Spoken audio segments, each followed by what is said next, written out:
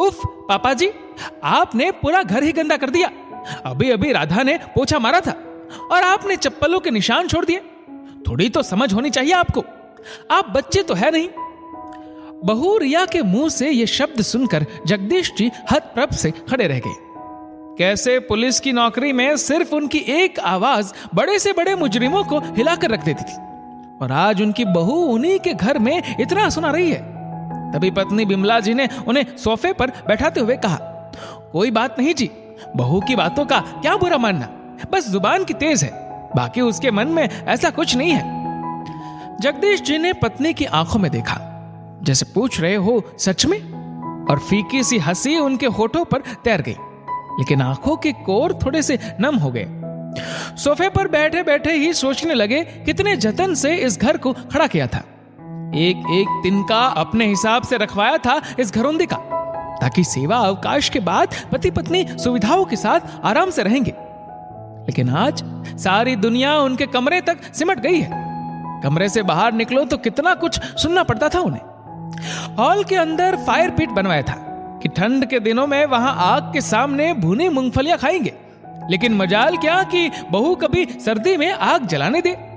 कहती थी कि पूरे घर में राख के कण फैलते हैं। फिर वो चिमनी वैसी ही रंगपुती दिखती थी, एकदम उजली, क्योंकि बहू को वैसी ही पसंद थी। ये सब सोच रहे थे कि तभी बिमला जी हाथ में कॉफी का मग लिए वहां उनके पास आ बैठी। पति को बहुत अच्छे से जानती थी कि वो अभी गुस्से में थे, और उनके हाथ की कॉफी पीकर उनका गुस्सा शांत हो जाता था। बिमला जी भी क्या करती, पति और बेटे सोमेश के मुंह में फंसी एक भारतीय नारी जो ठहरी। दोनों तरफ बैलेंस बनाते बनाते ही उनका जीवन कट रहा था, कभी बेटे की सुनती, कभी पति की। एक दिन सुबह शहर से लौटने के बाद पति पत्नी दोनों लॉन में बैठे थे। नौकर चाय रख के गया। 2 की जगह 3 चाय का कप उन्हें थोड़ा अटपटा लगा, क्योंकि उनके अलावा चाय सिर्फ सोमेश पीता था, और वो उनके साथ कभी चाय नहीं पीता था। उसने उनके साथ बैठना तो कब का छोड़ दिया था। फिर आज तभी सोमेश वहां आ बैठा, साथ में चाय पीने लगा, लेकिन अजीब सी चुप्पी। ये वही सोमेश है जो छोटा था तो उसकी बातें खत्म नहीं होती थी। जगदीश जी कितना भी थके, सोमेश के साथ खेलते ही थे। उसकी बातें तब तक खत्म नहीं होती जब तक कि वो उन्हें कहते कहते थक के सो नहीं जाता।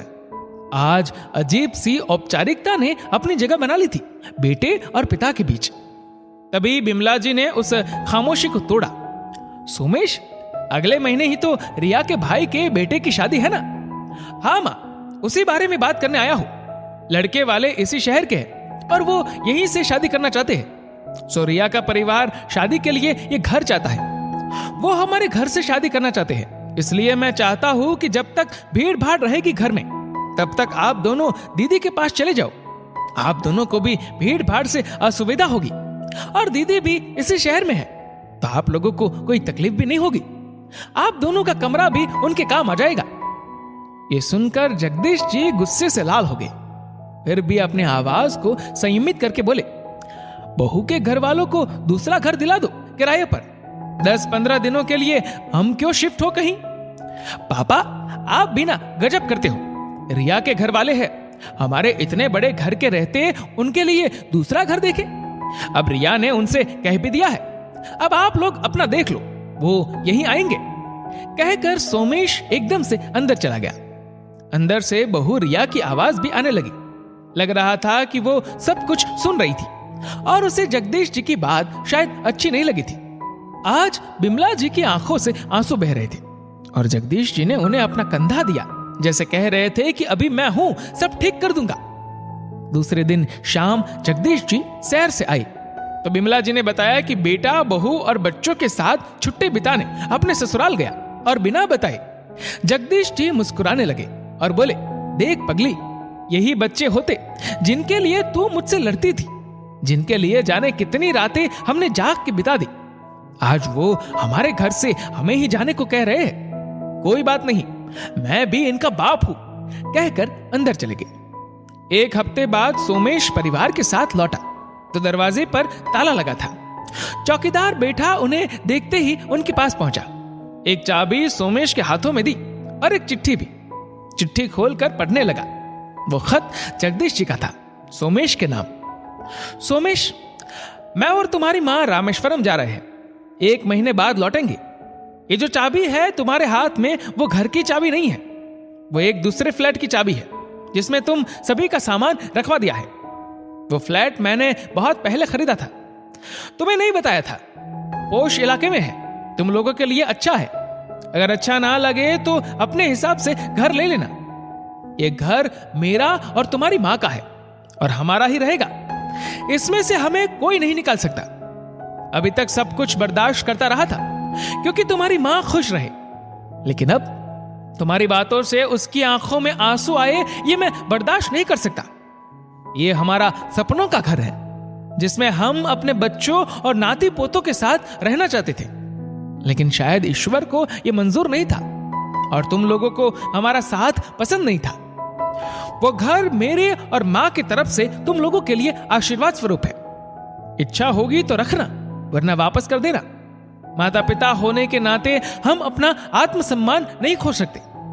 हमारे बाद ये घर ट्रस्ट का होगा जो यहां वृद्धाश्रम बनाएगा। इस घर पर तुम्हारा या तुम्हारी बहन का कोई अधिकार नहीं होगा।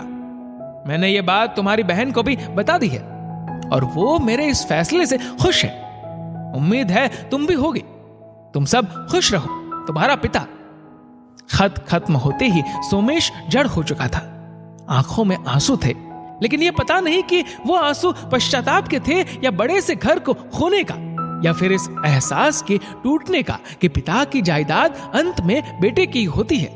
दोस्तों, इस वीडियो को लेकर आपकी क्या राय है नीचे कमेंट करके जरूर बताएगा। और अगर आपको वीडियो अच्छा लगा हो तो इस वीडियो को लाइक करेगा, शेयर करेगा ज्यादा से ज्यादा लोगों तक। और ऐसे ही और भी इंस्पिरेशनल वीडियोस के लिए सब्सक्राइब करें हमारे यूट्यूब चैनल को और फेसबुक पर फॉलो करें हमारे पेज को।